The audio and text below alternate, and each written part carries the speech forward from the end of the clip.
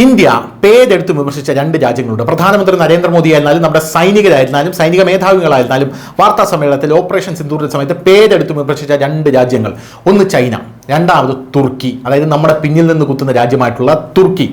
ഈ തുർക്കിയും ചൈനയും ഈ ചൈനീസ് മിസൈലുകളാണ് അവിടെ കണ്ടത്, തുർക്കിയുടെ ഡ്രോണുകളാണ് അവിടെ കണ്ടത് എന്നുള്ളതാണ്. നരേന്ദ്രമോദിയുടെ സ്വഭാവം നമുക്ക് എല്ലാവർക്കും അറിയാം. അദ്ദേഹം ഉടനെ ഒന്നും ചെയ്യില്ല, പക്ഷേ അവസരം കിട്ടുമ്പോൾ അദ്ദേഹം കണക്ക് തീർത്ത് കൊടുക്കുമെന്നുള്ള കാര്യത്തിൽ യാതൊരു തർക്കവുമില്ല. അതിനു മുമ്പ് നമ്മുടെ രാജ്യത്തുള്ള ജനങ്ങൾക്ക് ഇത് കണ്ടിട്ട് സഹിക്കാൻ കഴിഞ്ഞില്ല എന്നുള്ളത് വേറൊരു പ്രധാനപ്പെട്ട കാര്യമാണ്. അതുകൊണ്ട് അവർ വളരെ പ്രതിഷേധ പ്രകടനവുമായി രംഗത്തെത്തിയിരിക്കുകയാണ്. അവർ തുർക്കിക്ക് കൊടുക്കാൻ പോകുന്നത് 8ന്റെ പണിയാണ് എന്നുള്ള കാര്യത്തിൽ തർക്കമില്ല. തുർക്കിയുടെ എല്ലാ ഗുഡ്സും പല ഭാഗത്തായി ഇപ്പോൾ ബഹിഷ്കരിക്കാൻ തുടങ്ങിയിട്ടുണ്ട് എന്നുള്ളതാണ് നമുക്ക് മനസ്സിലാവുന്ന ഒരു പ്രധാനപ്പെട്ട ഒരു കാര്യം എന്ന് പറയുന്നത്. പോരാത്തതിന് ഇപ്പോൾ ലഭിക്കുന്ന വാർത്ത എന്ന് പറയുന്നത് തുർക്കി പാകിസ്ഥാനെ പിന്തുണച്ചതിനാൽ ടർക്കിഷ് ആപ്പിളുകളാണ് ഇപ്പോൾ ബഹിഷ്കരിക്കാനായിട്ട് പോകുന്നത്. പ്രധാനമായും ഈ ടർക്കിഷ് ആപ്പിൾ ബഹിഷ്കരിക്കാനുള്ള തീരുമാനം ആദ്യം വരുന്നത് പൂനെയിലെ ആപ്പിൾ വ്യാപാരികളുടെ അടുത്ത് നിന്നുമാണ് എന്നുള്ളതാണ്.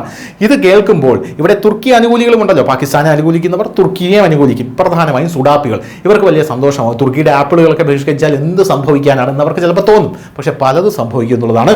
3 മാസത്തേക്ക് ഇവിടെ തുർക്കിയുടെ ആപ്പിൾ വിൽക്കുമ്പോൾ 1500 കോടി രൂപയാണ് തുർക്കിക്ക് ലഭിക്കുന്നത് എന്നുള്ളതാണ് പ്രധാനപ്പെട്ട ഒരു കാര്യം. അതായത് തുർക്കിയിൽ നിന്ന് ഇങ്ങോട്ട് ഇറക്കുന്ന ആപ്പിൾ പോലും നിർത്തിക്കഴിഞ്ഞാൽ തുർക്കിയിൽ വലിയൊരു ശതമാനം വില ഇടിവ് വരും എന്നുള്ള കാര്യത്തിൽ യാതൊരുവിധ തർക്കവുമില്ല.